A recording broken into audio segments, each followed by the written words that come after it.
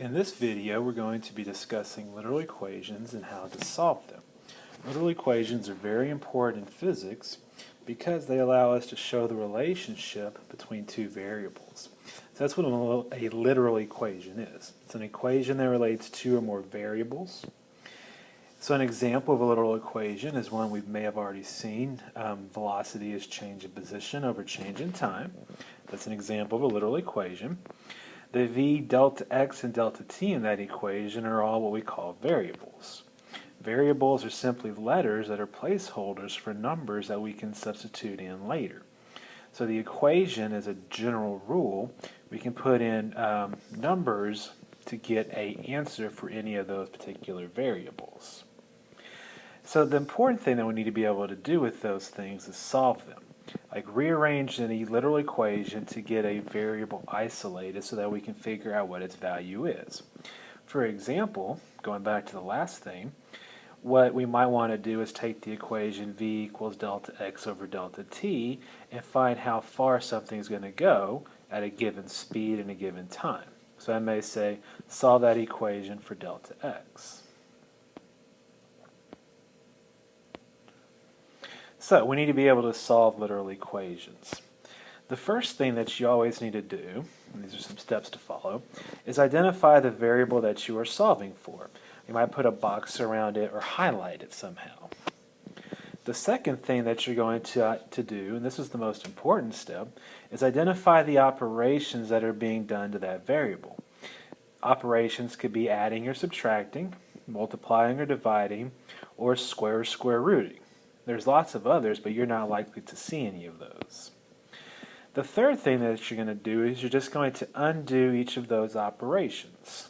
So if you're adding something to the variable that you're solving for, you're going to subtract it. Work backwards through your order of operations, your PEMDAS, and make sure that you do the same thing to both sides of the equation. So if you subtract something from one side, you have to subtract it from the other. And finally, be sure that you undo one thing at a time, cross out the things that cancel, and rewrite it after each step. Don't try to do too much at once. So always take your time, always write out each step. You'll make fewer mistakes when you do this, and when you do make mistakes, it's easier for your teacher to help figure out what you've done. So let's look at an example. It's a very simple equation we'll study later on in physics. F equals ma. F stands for force, m stands for mass, a stands for acceleration. So the first thing I'm going to do, since I'm solving this for a, is identify what's happening to the a. So I'm going to highlight it, and then I'm going to note that a is being multiplied by m. So the way that we undo multiplication is with division. So simply write that over m like that. Now I have to do that to both sides of my equation. So I'm going to put the left side over m as well, and then I'm going to cancel out the m's on the right side. An m on top and an m on bottom cancel out. The next thing I'm going to do is rewrite my equation without the things that I just crossed out. So now my equation looks like this. Since I'm solving for a, and a is now by itself in the equation, that means the equation is solved for a. That's all I have to do. Later on, we may take numbers and put them in for f and a and f and m and get an answer. But right now, we just want to work on the skill of being able to solve a literal equation for the indicated variable. So, what undoes each thing? Well, addition and subtraction are essentially opposites of each other, so they undo each other. Multiplication and division undo each other. And squaring and square rooting undo each other. Let's look at an example where we have multiple things that we have to undo.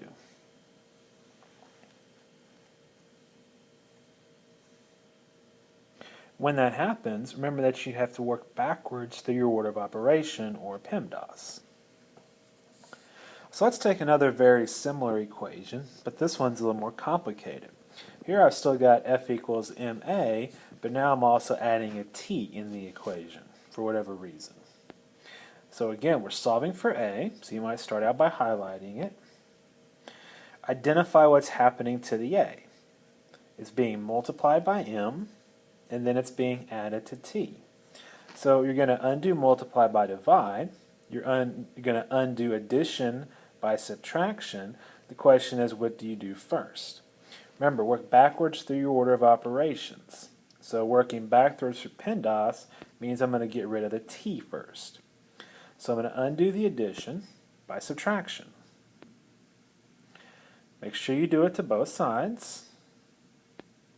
Cancel out the t's on the right side. T minus t is 0, goes away. And then rewrite your equation. So now my equation looks like this. Now we can undo the multiplication with division, kind of like we did in the previous example. Make sure we do it to both sides. Cancel out the m's on the right, and then rewrite our equation. So now my equation looks like this, and since the a is now by itself, that's when I stop and call that my answer. Let's look at another example. Suppose we're solving the equation u equals 1/2 kx squared for x. So again, highlight what you're solving for. There's three things happening to the x in this equation. It's being squared, it's being multiplied by k, and it's being divided by 2. So let's undo the division first. I'm going to do that by multiplication. So multiply both sides by 2. Cancel out the 2's on the right side, and then rewrite your equation. So now your equation looks like this. Before we undo the squared, we still have multiplication to get rid of. So let's divide both sides by the k.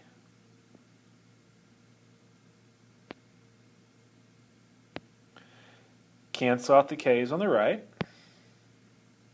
and then rewrite our equation without the things we just canceled.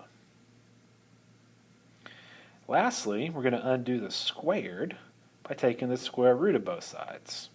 So just simply draw a square root over the right side, draw a square root over the left side, and then rewrite your equation, but without the square root over the right because the square root of x squared is x. Now that x is by itself, you're done. Put a box around it, and you're finished. Let's talk about fractions for just a little bit. Fraction essentially means divide, so you might think that you always have to undo that by multiplying, and you're right. But what if you're looking for something that's on the bottom of a fraction? So here's a general rule you can follow. Whenever possible, get rid of a fraction before you do anything else, simply by multiplying both sides by the denominator. And if you're forgetting your 4th grade math terminology, the denominator is the bottom of the fraction. So for example, suppose we have the equation a equals delta v over delta t. It's a fraction right now. If I multiply both sides by delta t, and cancel the delta t's on the right, now that equation becomes delta t times a equals delta v, which is much, much easier to work with. I don't have any fractions anymore. It doesn't matter what you're solving for, that should always be your first step in this kind of an equation.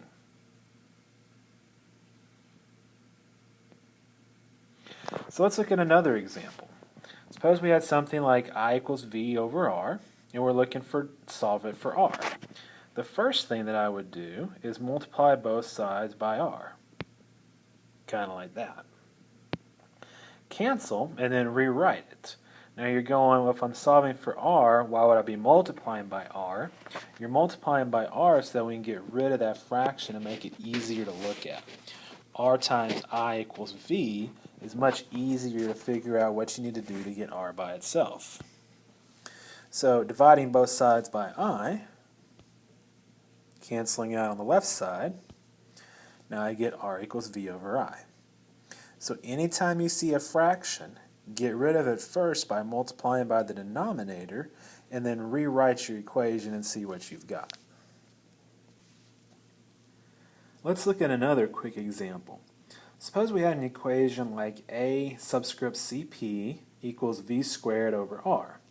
Don't worry about the subscript cp, it's just something that goes with the a. We're not going to do anything fancy with it. We're going to solve this equation for v. So there's two things being done to the v. We're dividing it by r, and then it's being squared. Let's get rid of the fraction first. Multiply both sides by the denominator. Cancel out the r's and rewrite. And so that will become RACP equals V squared. And now there's no more fraction. So the next step would just be to take the square root of both sides. And there's our answer.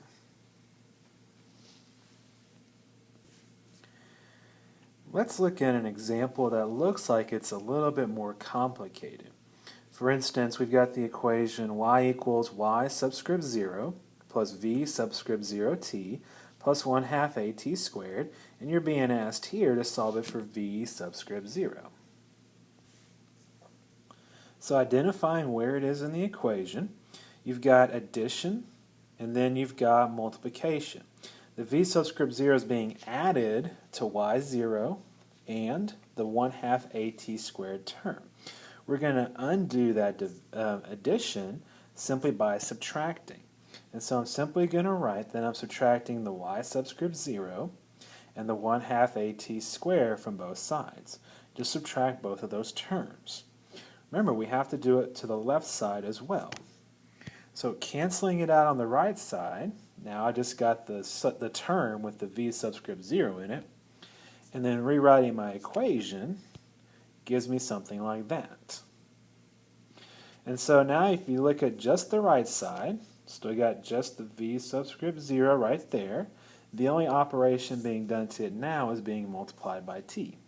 So we're going to undo the multiplication with division. Be sure to do it to both sides of the equation. Just put the entire left side over t, cancel it out on the right side, and now your equation looks like that. Since the v subscript 0 is by itself, you're done. That's your final answer. Don't feel like you have to do a bunch of crazy simplification or separating terms or anything like that. Once you've got the variable that you're looking for isolated and it's by itself, then you're done doing algebra. Let's look at another kind of complicated example. Here we have the equation f subscript e equals k q1 q2 over d squared. We're being asked to solve for d. So since we have a fraction, the first thing we need to do is get rid of that fraction. We're just going to multiply both sides by the denominator. Here the denominator is d squared. So I simply multiply both sides by d squared, cross it out on the right, and then rewrite my equation. Now, highlighting where the d is, it's right there, we can see that we just need to divide both sides by the fe to get rid of it. And then the last step is to take the square root of both sides. And take the square root of both sides to undo the squared. And so now my equation looks like this. Just draw the square root over the whole right side. D is by itself, and so we're done. Again, don't worry about having to simplify anything or write it any particular way. A correct answer is a correct answer. Okay, so here's what I want you to do now. Take a few minutes break, just press pause on this video and get something to drink or something, and then come back and see if you can do these 4 equations on your own. In each of them I've indicated both the equation and the thing that you should solve for, except for that last one for some reason. Let's go ahead and note, you're going to solve this last one for t.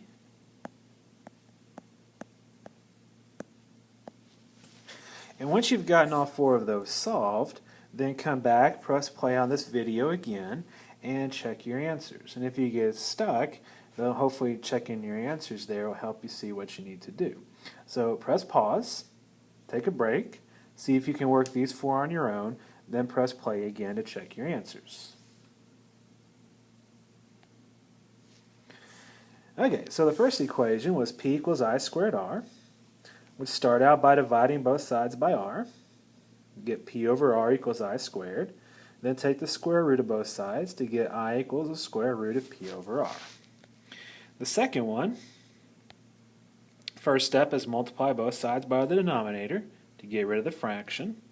And so it would be tv equals 2 pi r. Since I'm looking to get t by itself, I would then divide both sides by v. Now we get t equals 2 pi r over v. Our third equation, first step here is to subtract the 2a delta x from each side. Cross it out on the right side. And so your left side looks like v squared minus 2a delta x equals v naught squared. And then all I have to do is take the square root of both sides. Just be sure to draw that square root symbol over the entire left side, and that's all that you have to write. Checking the last one,